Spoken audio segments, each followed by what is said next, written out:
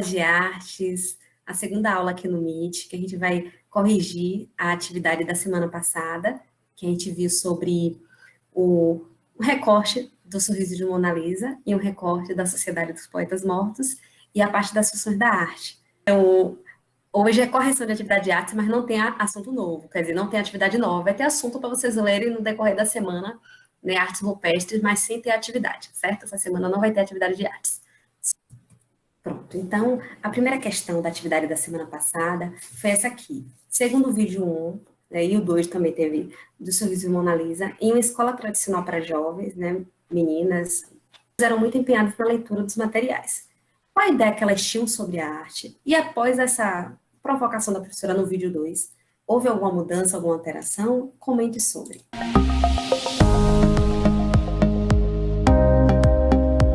Elas tinham uma ideia inovadora ou uma ideia tradicional de arte? É a tradicional, né? A ideia tradicional, aqui a resposta que eu coloquei foi que a arte, para elas, a arte era dita por pessoas que elas julgavam certas. E essas pessoas que eram as pessoas certas para dizer o que era arte e o que não era. E sim, depois da provocação do professor, elas tiveram uma mudança de arte. E qualquer um pode fazer arte. Interessante. Interessante mesmo. Gostei da resposta, Vivaldo. A princípio, elas achavam que tudo que elas precisavam saber de arte estaria no livro, né, no manual, e tinha aquelas noções de estética, de forma, tudo bem engessada, mas depois elas foram vendo que dependia muito do olhar de cada pessoa, dependia muito da experiência de cada um, né? Talvez a professora tentou ajudá-las a enxergar dessa maneira. Ela imaginava que as meninas não iam saber, então ela poderia dar uma explicação sobre tudo. Mas quando ela viu que todas as alunas tinham todos os materiais, tinham lido tudo, sabiam de tudo, quebrou as pernas delas, pode-se dizer, né? Interessante, Rivaldo. Então, aí o Danilo falou um pouco perturbador, coitada da moça, né? Então, não sei se vocês perceberam, mas, assim, a professora, ela não tinha doutorado, e a maioria dos professores daquela escola tradicional tinham doutorado, né? Que é uma titulação bem alta para quem é professor de universidade até, né? E ela estudava numa escola, só que era uma escola quase como universidade, era uma escola bem tradicional e de alta elite. Então, elas ficaram meio que fazendo chacota, não sei se vocês perceberam, da instituição que a professora se formou, perguntaram se ela era doutora, dá para perceber essa brincadeira de forma irônica, sarcástica que fizeram, e como a professora conseguiu reverter, né, a situação. Ela pensou, como o Rivaldo disse, já que eu tinha planejado a aula, os assuntos que tinha no módulo, no material, e elas já tinham lido tudo, e elas já sabiam, decorado tudo, elas tinham que fazer algo novo, tinha que fazer algo diferente, que não estava no manual. E foi até interessante que ajudou as meninas a pensarem, a refletirem, né? A não apenas decorarem, isso foi feito no ano de não sei quanto, significa isso, aquilo outro. Elas conseguiram ir além apenas de data, de nome de características, e vocês acham que aquela imagem do segundo vídeo, carcaça de sutine, é arte ou não? Uma provocação aqui. Como dizem, né? Vou adaptar o ditado. A beleza está nos olhos de quem vê, então a arte está nos olhos de quem vê, né? E para você seria uma arte? No meu ponto de vista, sim. Acredito que sim. Por quê? É uma pintura, por incrível que pareça, isso é uma pintura, de um pintor chamado Soltini, e ele pintou uma carcaça.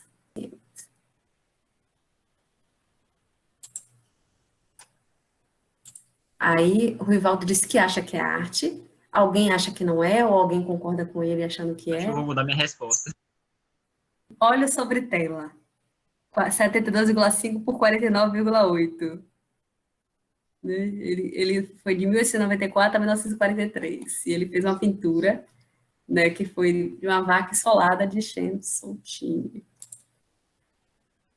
É uma arte. Por quê, Danilo? Eu não estou dizendo que é ou não é, eu só estou querendo saber de você. Depois eu falo a minha opinião, mas Samir acha que sim. Por quê? Se é uma pintura, Danilo, né? Se é uma pintura, deve ser uma arte. Não sei se vocês lembram de uma arte do período do dadaísmo, né? Vou compartilhar com vocês, que eu acho que tem um pouco a ver com isso. Pronto, gente. Eis que um cidadão, Marcel Duchamp, apareceu no museu. Marcel Duchamp, né? Isso. Marcel Duchamp, isso. Vocês acham que é o pinico? Ou não? Então, vocês acham que isso seria uma arte ou não?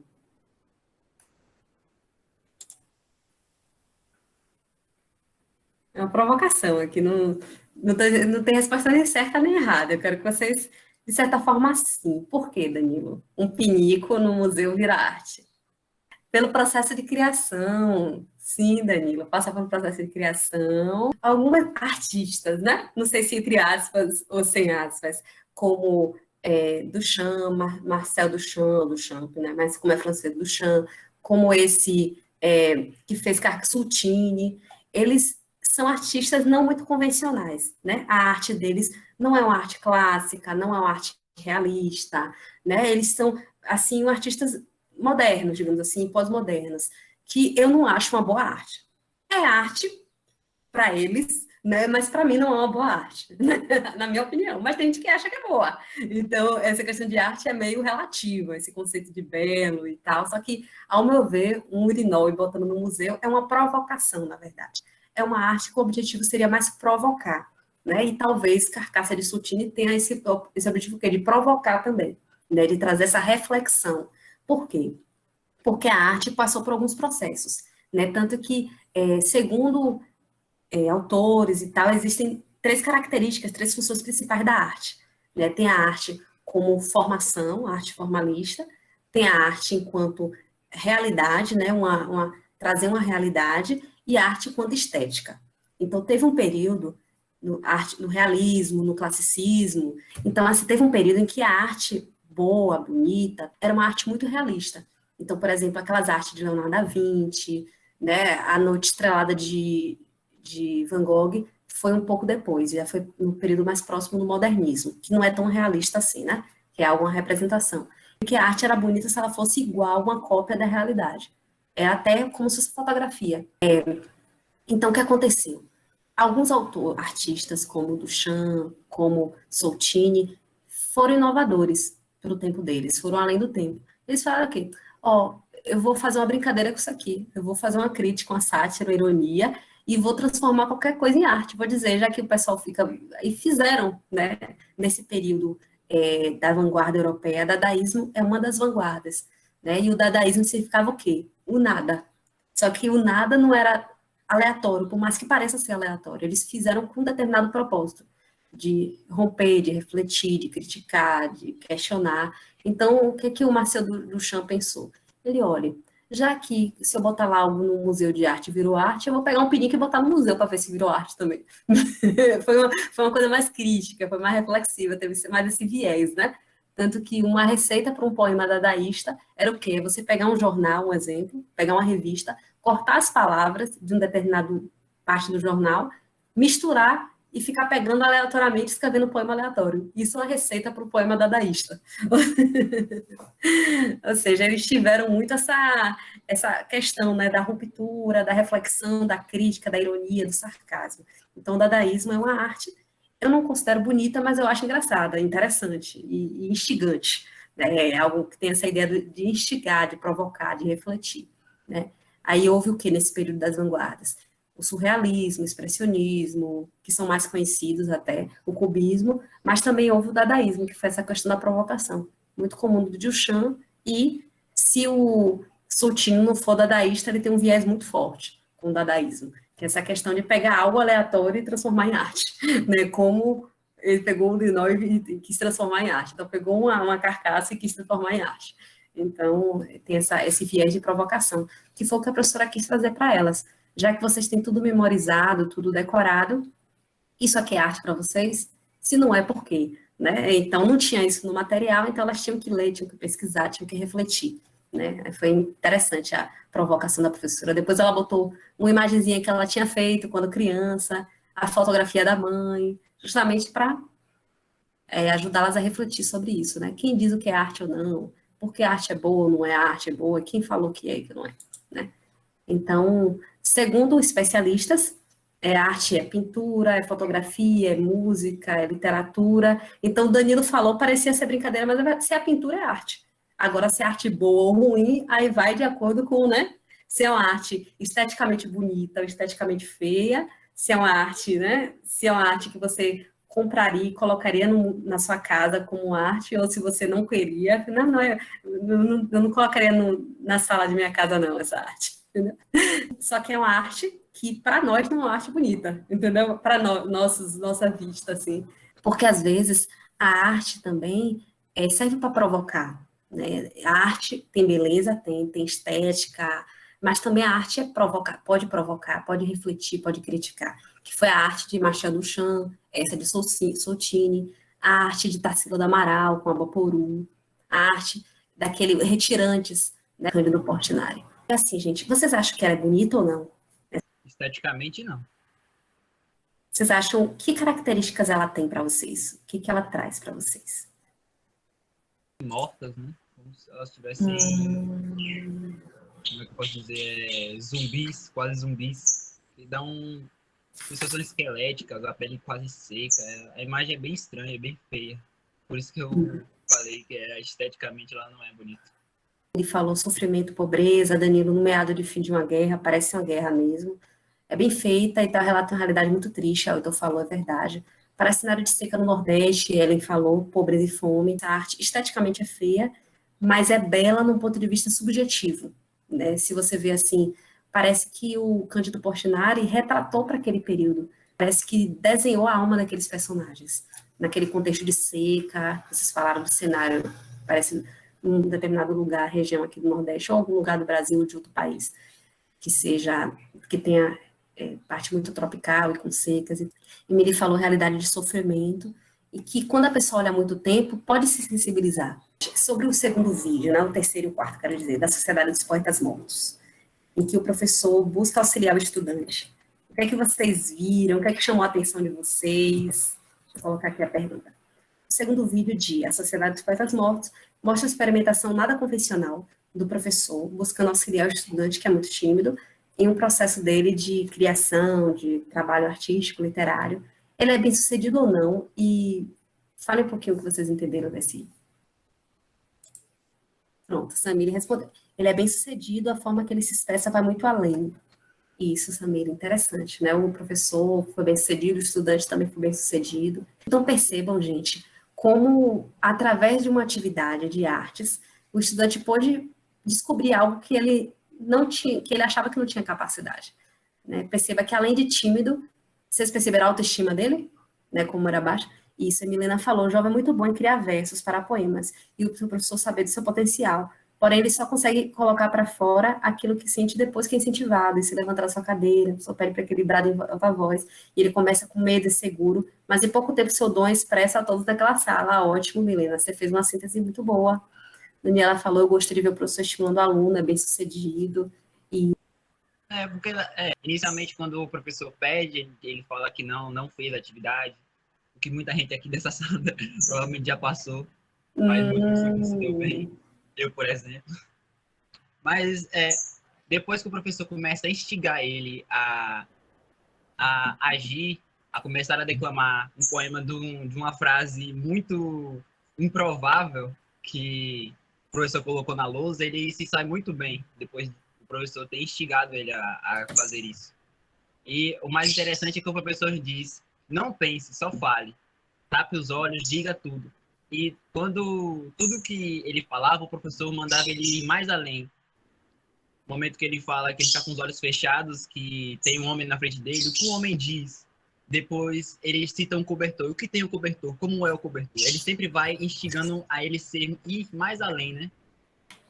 A motivação que o professor passou foi ótima, é verdade, Samir. A Ellen disse, porque foi de uma maneira diferente, mas o aluno conseguiu se saltar. Ele achava que tinha que pensar muito, que tinha que ser um poema elaborado, bom, Ellen. Mas depois que o professor começou a incentivar, ele conseguiu fazer um poema incrível, e todos gostaram e ficaram surpresos. E isso, muito bom, o que cada um falou aí, tá tudo a ver, né? Só complementando essa questão da autoestima do menino, né, do jovem. Ele, além de tímido, tinha uma autoestima muito baixa. Ele não acreditava em si mesmo, provavelmente. Tanto que o professor até provocou no início, você acha que você não consegue e tal, mas você consegue sim, e vai estimulando, se solte, dê um grito, todos se surpreenderam após a atuação dele. Então foi algo assim que, como a arte, nos 2 primeiros vídeos, a arte serviu para ajudá-las a refletir, questionar. Será que arte é só aquilo que no livro diz que é arte? E arte é só o que é bonito ou não é? E nesses 2 últimos vídeos, deu para ajudar a pensar em outro tipo de arte, no caso, a arte literária, né? No primeiro foi mais artes plásticas, pintura, desenho, e nesse, a literatura, o poema. E como foi, todos se surpreenderam, né? Um vídeo muito interessante, é um vídeo estimulante, o professor, ele instigou, você pode ir além, você consegue, você vai. Lembra um pouco aquele vídeo que eu passei para vocês há umas 2 ou 3 semanas, que foi do Desafiando os Gigantes, que ele falou, vai, você consegue sim, não é daquilo, não estou conseguindo não, você consegue, aquele que vai atravessar o campo com o colega, carregando o colega, né? Acho que é futebol americano, se eu não me engano, é um vídeo, um fragmento do filme Desafiando os Gigantes. Então, isso. Então, lembrar de forma diferente, né? Um foi mais a força física, que tinha a ver com o mental também. O outro foi a autoestima. O professor acreditava nele, acreditava no potencial do menino, apesar do menino não acreditar no próprio potencial, e conseguiu instigar. Então, foi, como vocês falaram, foi bem sucedido, conseguiu ir além, conseguiu surpreender a todos, né? Ele se surpreendeu, porque ele não acreditava em si mesmo, e surpreendeu a turma, porque também não acreditava. Então, quantas vezes nós podemos agir como esse estudante? Ellen falou, muitos podem ter talento, mas sentem vergonha e insegurança. Trazendo ao contexto do vídeo da Sociedade dos Poetas Mortos, vamos pensar assim, quantas pessoas, pode ser até aqui, nessa aula agora, que tem um potencial para fazer arte, para ser um artista, um grande artista, e falta o quê? Motivação. E aqui na aula de artes, um dos meus objetivos, gente, é isso mesmo, é estimular esse potencial de cada um. Quem tem de música, quem tem de dança, quem tem de poesia, quem tem de pintura, quem tem de reflexiva, eu acho bonito, mas não sei fazer nenhuma arte, então eu vou refletir sobre ela. É um outro aspecto também que pode ser, né? Que pode ser refletir sobre a arte, pensar sobre ela, né? Então, nessa segunda questão, ele é bem-sucedido, né? E justificando porque ele consegue auxiliar o estudante não apenas em criar poemas, mas em acreditar em si mesmo. Eu acredito que um dos mais, digamos assim, êxitos que o professor teve quando ele fez isso com o estudante foi fazer ele acreditar nele. Então, porque ele não acreditava, ele acreditava que, eu não consigo fazer, eu não sou bom, eu não sei fazer. Então, a partir do momento em que ele foi incentivado, estimulado, e ele criou uma obra de arte na hora, né, um poema que ficou bonito, que ficou complexo, construído, ele se surpreendeu, a turma toda se surpreendeu. E eu acredito que ele não foi mais a mesma pessoa. Possa ser que tenha despertado um grande escritor. Pronto, então eu pedi para vocês lerem a página 10 e 11 do livro didático e responder as questões 1, 2 e 3. Essa aqui eu depois olho e coloco no grupo, né, do WhatsApp, aí respondo coloco no grupo, se alguém tiver uma dúvida, a gente conversa. E eu vou ver agora a última questão. Então, o segundo texto de Margaret Ambrose e Simone Martins, no site Estrada da Arte, quais são as funções da arte? Qual a importância dela para você? O que vai fez e costuma construir como arte? Fale sobre, faça alguma apresentação, deixe a criatividade aflorar. A utilitária, ela tem algum objetivo, algum fim, né? Não sendo valorizada por si mesma, mas pela finalidade dela. Então, por exemplo, a escultura dos faraós na Idade Antiga e outras que a arte tem aquela função. O artesanato tem tudo a ver com a arte utilitária, ou então algo que tem uma função específica. A outra é a função naturalista, que é mais voltada para representação, uma ideia de realidade, é como se fosse a função realista. A função naturalista é como se fosse uma arte bem realista. O interesse está mais no conteúdo do que na apresentação. Então, é um caso feito por retratos dos pintores. E a formalista, que é a mais comum, que é a forma de apresentação, a estética. Então, o significado da obra, a estética, ou algo bonito, ou algo feio, algo, o sentido que ela traz. Né? E arte completa eu vou passar depois para vocês.